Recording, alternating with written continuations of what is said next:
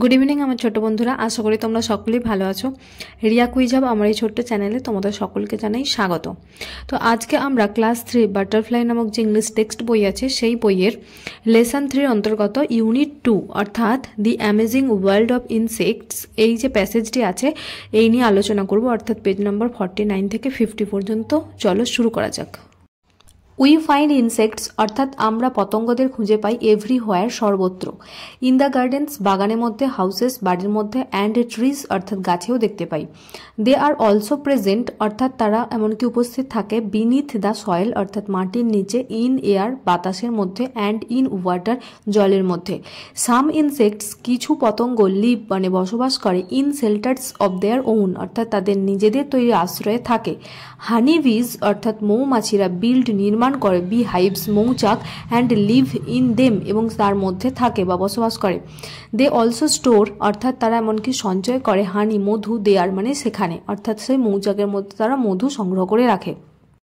Find মানে খোঁজা, everywhere মানে সর্বত্র, গার্ডেন্স মানে হলো বাগানগুলো বা একবারে একের বেশি বাগান, প্রেজেন্ট মানে কি উপস্থিত বা বর্তমান, বিনিথ মানে নিচে, সয়েল মানে হলো মাটি, এয়ার মানে হলো বাতাস, শেল্টার্স মানে কি হবে আশ্রয় সমূহ বা আশ্রয়, ওন মানে নিজের, বিহাইভস মানে কি মৌচাকগুলো, স্টোর মানে হলো কি সঞ্চয় করা বা জমা করা। ইনসেক্টস পতঙ্গেরা ফিড অন মানে খেয়ে বেঁচে থাকে, এর নাম্বার অফ থিংস মানে হচ্ছে অনেক জিনিস খেয়ে বেঁচে থাকে। সাম ইনসেক্টস অর্থাৎ কিছু পতঙ্গেরা ইভেন ইট মানে এমনকি খায় আদার ইনসেক্টস অর্থাৎ অন্য পতঙ্গদের, অথবা ডেড অ্যানিমালস মানে হচ্ছে মৃত প্রাণীদের। সাম ইনসেক্টস অর্থাৎ কিছু পতঙ্গেরা লাইক যেমন অ্যান্টস মানে পিঁপড়েরা, also it leaves of plants অর্থাৎ গাছের পাতাও তারা খেয়ে বেঁচে থাকে। তো এখানে দেখো ফিড অন মানে হচ্ছে খেয়ে বেঁচে থাকা, থিংস মানে হচ্ছে জিনিস বা বস্তু, ডেড মানে হলো মৃত, ইট মানে হলো খাওয়া, অ্যানিম্যালস মানে হচ্ছে পশু বা প্রাণী, লিভস মানে হচ্ছে গাছের পাতা মানে পাতাগুলি, প্ল্যান্টস মানে হচ্ছে উদ্ভিদগুলি বা গাছগুলি। এ butterfly is the most beautiful insect অর্থাৎ একটি প্রজাপতি হলো সব থেকে সুন্দর পতঙ্গ। ইট হ্যাজ অর্থাৎ এটার আছে ব্রাইট মানে হচ্ছে উজ্জ্বল, কালারফুল মানে রঙিন, উইংস ডানা। ইট সাকস অর্থাৎ এটা চোষণ করে, নেকটার মধু, ফ্রম ফ্লাওয়ার্স অর্থাৎ ফুল থেকে বা ফুলেদের থেকে মধু শোষণ করে। Mosquito is a harmful insect অর্থাৎ মশা হলো, মস্কুইটো মানে মশা, মশা হলো কি না হচ্ছে একটি ক্ষতিকর পতঙ্গ। ইট সাকস অর্থাৎ এটা শোষণ করে ব্লাড মানে রক্ত, ফ্রম অ্যানিম্যালস মানে পশু বা প্রাণীদের দেহ থেকে, অ্যান্ড হিউম্যান বিইংস এবং মানব দেহ থেকেও। সাম মস্কুইটোস অর্থাৎ কিছু মশা অলসো স্প্রেড ম্যালেরিয়া অর্থাৎ ম্যালেরিয়ার রোগও ছড়ায়।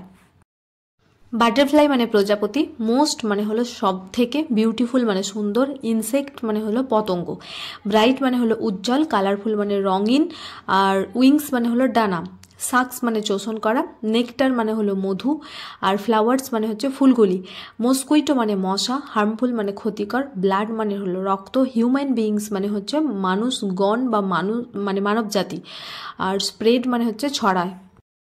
দ্য হাউস ফ্লাই অর্থাৎ মাছি ইজ হয় অ্যানাদার হার্মফুল ইনসেক্ট অর্থাৎ অন্য আরেকটি ক্ষতিকর পতঙ্গ। ইট স্প্রেডস অর্থাৎ এটা ছড়ায় ডিজিজেস অর্থাৎ রোগসমূহ, লাইক যেমন হচ্ছে টাইফয়েড, কলেরা অ্যান্ড ডিসেন্ট্রি অর্থাৎ টাইফয়েড, কলেরা এবং আমাশয়ের মতো রোগ ছড়ায়।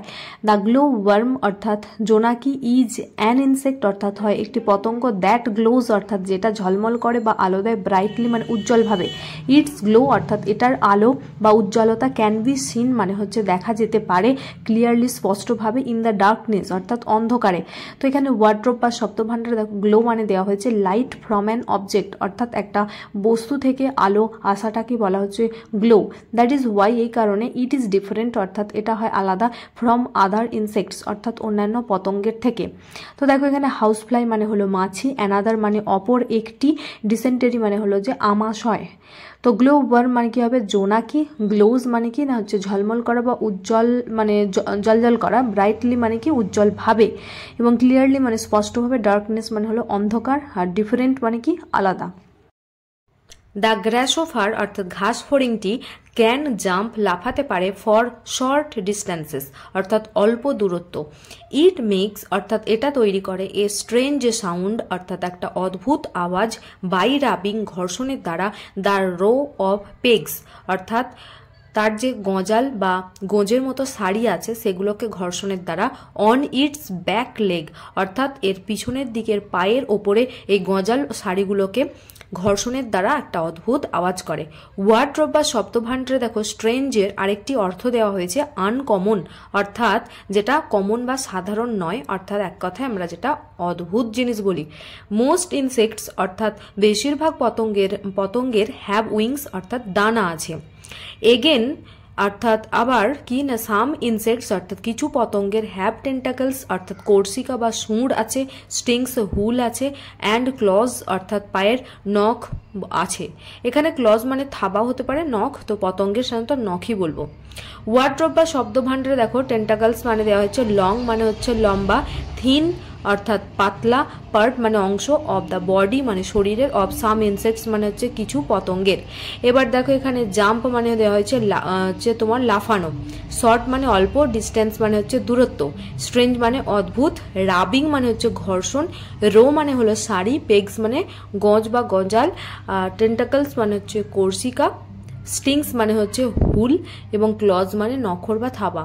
লেটস ডু অর্থাৎ চলো করি। অ্যাক্টিভিটি 5-এ বলা হয়েছে have you ever seen these insects অর্থাৎ আগে কি কখনো এই পতঙ্গগুলোকে দেখেছো? আইডেন্টিফাই দি ইনসেক্টস অর্থাৎ শনাক্ত করো পতঙ্গগুলিকে with the help of their names তাদের নামগুলির সাহায্যে, গিভেন বিলো মানে নিচে দেওয়ার নামগুলির সাহায্যে তাদেরকে শনাক্ত করো। দেখো লেখা আছে হানি বি মানে কি মৌমাছি, ওয়াস্প বোলতা, বেডবাগ ঝাড় পোকা, তারপর ক্রিকেট ঝিঁঝি পোকা, কোকরোচ আরশোলা এবং ড্রাগন ফ্লাই অর্থাৎ গঙ্গা ফড়িং। দেখো প্রথমেই যে ছবিটি আমরা দেখছি আমরা আমাদের বাড়িতে দেখেই থাকি মাঝে মধ্যে, তাহলে কি হবে না হচ্ছে ককরোচ বা আরশোলা।